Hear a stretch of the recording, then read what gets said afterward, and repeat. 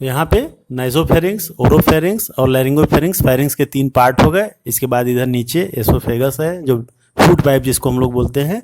ये ट्रैकिया है, ट्रैकिया को हम लोग विंड पाइप भी बोलते हैं। तो हम लोग अब रेस्पिरेटरी सिस्टम के बारे में बात करेंगे। अपर रेस्पिरेटरी ट्रैक आप समझ गए होंगे कि इसमें फेरिंग्स कहाँ से स्टार्ट होता है, नाइजोफेरिंग्स, ओरोफेरिंग्स और लैरिंगोफेरिंग्स। तो फेरिंग्स एक कॉमन पैसेज है जिसमें फूड एंड एयर दोनों का पैसेज होता है। तो ये कॉमन पैथवे की तरह है ना। एक यहाँ पे आप देखिए तो ऐसा लगता है जैसे एक क्रॉसिंग की तरह है, यहाँ से इधर को मूवमेंट हो रहा है, इधर से इधर को मूवमेंट हो रहा है। ओरल कैविटी से इसोफेगस की तरफ और नेजल कैविटी से ट्रैकिया की तरफ। तो एक क्रॉसिंग जैसा स्ट्रक्चर है, इसको आप ध्यान रखिएगा किस तरह से होता है। और ग्लाटिस और इपीग्लाटिस भी आप समझ गए होंगे। ग्लाटिस एक लीड की तरह होता है, जब हम खाना खाते हैं तो वो कुछ समय के लिए, सेकंड्स के लिए क्लोज होता है, जैसे हम निकलते हैं अंदर की तरफ तो वो बंद होता है। और लैरिंग्स हमारा वॉइस बॉक्स है जहाँ से साउंड प्रोड्यूस होती है, क्योंकि उसके अंदर वोकल कार्ड्स होते हैं। इस तरह से वोकल कार्ड्स अगर ऊपर से आप देखिए तो इस तरह से स्ट्रिंग की तरह दिखाई देंगे, और उन्हीं के वाइब्रेशन से आपका साउंड प्रोड्यूस होती है। इसीलिए इसको लैरिंग्स को हम लोग साउंड बॉक्स भी कहते हैं। ठीक है, तो ये चीज़ आप समझ गए। अब हम लोग आगे बढ़ते हैं, ट्रैकिया के बारे में थोड़ा सा डिस्कस करते हैं कि ट्रैकिया का स्ट्रक्चर कैसा होता है। इसको हम लोग थोड़ा सा डिटेल में देखते हैं।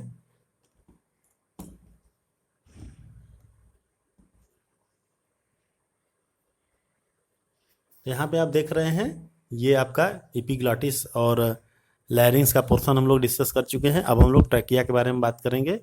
तो ट्रैकिया में क्या चीज़ है, इसमें हम देखते हैं कि ट्रैकिया जो होती है वो एक विंड पाइप है। ठीक है ना, straight tube extending up to mid thoracic cavity, है ना। मिड थोरेसिक, ये पूरा जो हमारा होता है ये थोरेक्स होता है, जो चेस्ट होता है हमारा ये पूरा है। ठीक है, तो ये हमारा चेस्ट है पूरा। इस तरह से आप देखते हैं, रिब्स इसके चारों तरफ ऐसे ऐसे रिब्स होती हैं, और इसके अंदर ये पूरा हमारा लंग्स होता है। तो ट्रैकिया इसमें लगभग मिड तक जाती है। मिड तक जाने के बाद ये डिवाइड हो जाती है, डिवाइड होके दोनों तरफ लंग्स में चली जाती है। तो क्या होता है, trachea is straight tube extending from क्या आप कह सकते हैं कि लैरिंग्स या एपिग्लॉटिस टू या neck to mid thoracic cavity, है ना। तो मिड थोरेसिक कैविटी जाती है, which divide at the level of 5th thoracic vertebra into right and left primary bronchi. तो 5th थोरेसिक पीछे की तरफ जो वर्टिब्री होती है, वर्टिब्रल कॉलम होता है, तो वहाँ करीब 5th के लेवल पे जाके ये दोनों तरफ ऐसे डिवाइड होती है। यानी ट्रैकिया डिवाइड्स इनटू 2 ब्रांकस, है ना। 2 ब्रांकस, या ब्रांकस का प्लूरल जो होता है वो ब्रांकाई होती है। तो हम कह सकते हैं कि trachea divide into right and left bronchi. और ये जो ब्रोंकाई होते हैं इनको हम लोग बोलते हैं प्राइमरी ब्रोंकाई। ठीक है, ये प्राइमरी ब्रोंकाई है। फिर ये डिवाइड होगा सेकेंडरी में, फिर वो टर्शियरी में, फिर क्या होगा वो ब्रांकियोल्स में डेवलप होगा। ब्रांकियोल्स के बाद फिर हम उसमें जो है ये डिवाइड होता चला जाता है, प्राइमरी के बाद सेकेंडरी के बाद फिर टर्शियरी, फिर लास्ट में ब्रांकियोल्स होता है। ब्रांकियोल्स बिल्कुल एंड पॉइंट है एक तरह से। उसके बाद एल्वेलाई होते हैं, है ना, सैक लाइक स्ट्रक्चर होते हैं, balloon like sac like structure होते हैं, जिनको एल्वेलाई कहते हैं। एक्चुअल जो गैसेस एक्सचेंज होता है वो इसी के अंदर होता है। तो उसको हम लोग अभी आगे डिस्कस करेंगे। पहले हम इसका नॉर्मल एनाटॉमी समझ लें। तो ये थोरेसिक कैविटी के अंदर डिवाइड होता है, और ये दोनों तरफ लंग्स होते हैं, है ना, लेफ्ट एंड राइट। ठीक है, अब लेफ्ट लंग जो होता है वो 2 लोब का बना होता है, अपर और लोअर लोब, जबकि राइट लंग जो होता है वो 3 लोब का बना होता है, अपर, लोअर एंड मिडिल लोब। ठीक है, ये आप जानते रहिएगा। इसीलिए राइट लंग थोड़ा सा बड़ा भी होता है, क्योंकि लेफ्ट लंग थोड़ा सा ऐसे अंदर की तरफ दबा होता है, क्योंकि यहाँ पे हार्ट होता है हमारा, तो हार्ट थोड़ा सा लेफ्ट को होता है। ठीक है, बिल्कुल मिड में ना होकर थोड़ा सा लेफ्ट की तरफ होता है। इसीलिए लेफ्ट जो लंग होता है वो थोड़ा सा छोटा हो जाता है due to presence of this heart, है ना। तो यहाँ पे हार्ट बिल्कुल बीच में ना होकर थोड़ा सा साइड में होता है, और आपका ये 2 लोब होते हैं, इसमें 2 लोब्स होते हैं, जबकि इसमें राइट लंग में 3 लोब्स होते हैं। तो सबसे जो अब हमने देखा कि प्राइमरी ये ब्रोंकस है, फिर ये सेकेंडरी हुआ, फिर ये टर्शियरी हुआ, फिर जो लास्ट पॉइंट है एकदम एल्वेलाई के पास वाला हिस्सा है। इसी तरह थोड़े थोड़े और डिवीजन हो जाते हैं। तो जो टर्मिनल होता है वो ब्रांकियोल्स बोला जाता है, बिल्कुल महीन पाइप की तरह एकदम महीन बिल्कुल ट्यूब्स होती हैं, उनको हम लोग ब्रांकियोल्स होते हैं। ठीक है, ब्रांकियोल्स फिर जो है फाइनली एंड हो जाता है किसमें, एल्वेलाइज में। ये जो बैलून लाइक आपका स्ट्रक्चर देख रहे हैं ये एल्वेलाई है। तो एल्वेलाई जो है क्या है, very thin irregular walled and vascularized bag like structures, है ना। ये जो आप यहाँ पे ऐसे बैलून लाइक स्ट्रक्चर देख रहे हैं, बैग लाइक स्ट्रक्चर देख रहे हैं, यही एल्वेलाई है।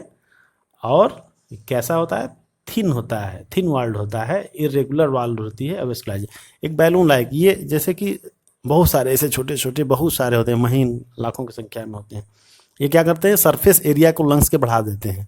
अगर ऐसे खाली एक चैम्बर हो पूरा तो गैसेस एक्सचेंज उतना ज़्यादा नहीं हुआ, लेकिन ये महीन महीन महीन महीन बहुत सारे बैग्स लाइक स्ट्रक्चर होते हैं और एक्चुअली इन्हीं के अंदर ऑक्सीजन और कार्बन डाइऑक्साइड का एक्सचेंज होता है और सरफेस एरिया काफ़ी बढ़ जाता है इस तरह से। तो बहुत छोटे से लंग्स में बहुत ज़्यादा एक्सचेंज हो पाता है, ठीक है। इसके बाद हम लोग देखते हैं कि ये जो ट्रैकिया होता है इसमें इनकम्प्लीट रिंग होते हैं, सी शेप्ड। सी शेप्ड का मतलब ऐसे, है ना, ऐसे सी शेप्ड, यानी ये आगे की तरफ से ऐसे होता है, आगे की तरफ से ऐसे, इस तरह से ये आगे की तरफ से ऐसे सी शेप्ड होता है। पीछे पूरा कंप्लीट नहीं होता, आगे की तरफ से आधा आधा ऐसे इनकम्प्लीट होता है, आधे से थोड़ा ज़्यादा होता है। तो ये पूरा ऐसे ऐसे स्ट्रक्चर होता है। ये कार्टिलेजिनस रिंग होती हैं। क्यों होती हैं ये रिंग्स? ये रिंग इसलिए होती है कि थोड़ी सी ये हार्ड होती है, जैसे हमारे कान की हड्डी है, ये थोड़ी सी हार्ड होती है, तो ये कान को एक शेप दिए रहता है ना। ऐसे कान हड्डी ना होते एकदम बिल्कुल लुचपुच हो जाएगा। तो ट्रैकिया आपस में चिपकने ना पाए, एयर जब इसमें से आएगी जाएगी तो ये चिपकने ना पाए, इसीलिए उस थोड़ा सा उसको सपोर्ट करता है, कड़ा रखता है, थोड़ा सा हार्ड रखता है ना। एक स्ट्रक्चर दिए रहता है कि बिल्कुल ऐसे किसी पाइप में कोई एयर जाएगी अगर वो बिल्कुल फ्लेक्सिबल होगा तो वो चिपक सकता है, लेकिन कार्टिलेजनस रिंग उसको चिपकने नहीं देती है।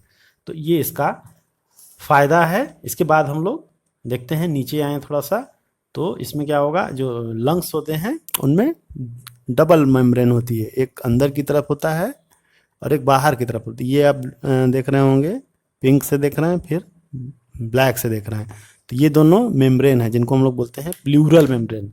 लंग्स के लिए जो भी वर्ड आता है वो प्लूरल होता है ना, तो प्लूरा वर्ड लंग्स के लिए होता है। तो इसमें जो अंदर वाली है उसको हम लोग बोलते हैं विसरल। विसरल आर्गन है, चूँकि विसरल आर्गन होने की वजह से इसको विसरल प्लूरा बोलते हैं। और जो बाहर की तरफ होता है उसको हम लोग बोलते हैं पैराइटल प्लूरा, ठीक है।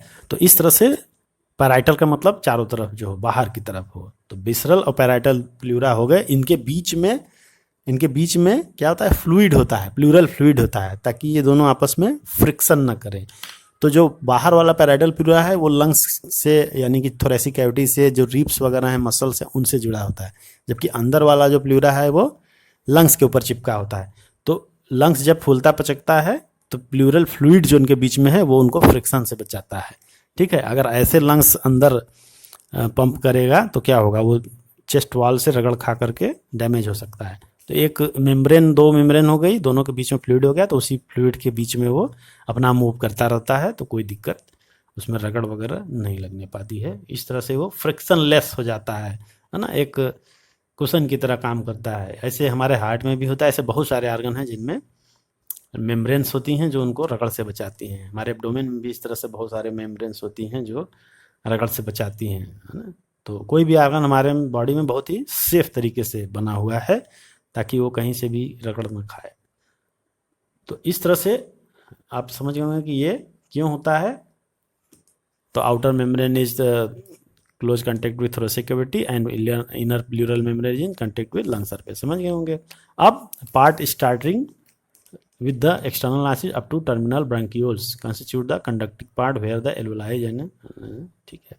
कहने का मतलब क्या है कि यहाँ से लेके यहाँ तक, नॉस्ट्रिल से लेकर के ट्रैकिया से पूरा यहाँ से लेते हुए आपका ब्रांकियोल्स तक, है ना, ये ब्रांकियोल्स है लास्ट, सबसे थिनेस्ट कर लीजिए या नैरो वेसल जो है वो ब्रांकियोल होती है। सबसे नैरो वेसल लंग में ब्रांकियोल्स होती है, टर्मिनल एक तरह से कह लीजिए, लास्ट बिल्कुल। इसके बाद फिर एलोलाई आ जाते हैं। तो यहाँ से यहाँ तक क्या होती है, नॉस्ट्रिल से लेके terminal bronchiole constitute the conducting part. किस चीज़ का कंडक्शन? एयर का conduction. Whereas alveoli and their ducts form the respiratory or exchange part of respiratory system. आप समझ गए होंगे, इसमें कोई बहुत अब बड़ी समझाने वाली बात नहीं रह गई कि नाक से लेकर के पूरा ट्रैकिया वगैरह ये सब लेते हुए जितना भी ब्रांकियोल्स वगैरह है, ये सब क्या है, ये सब एयर पैसेज का काम करते हैं ना, कार्बन डाइऑक्साइड और ऑक्सीजन के ट्रांसपोर्टेशन के लिए एक चैनल की तरह काम करते हैं। एक्चुअल जो होता है, एक्सचेंज होता है, वो इन्हीं एल्वोलाइज के अंदर होता है। तो इस तरह से ये पूरा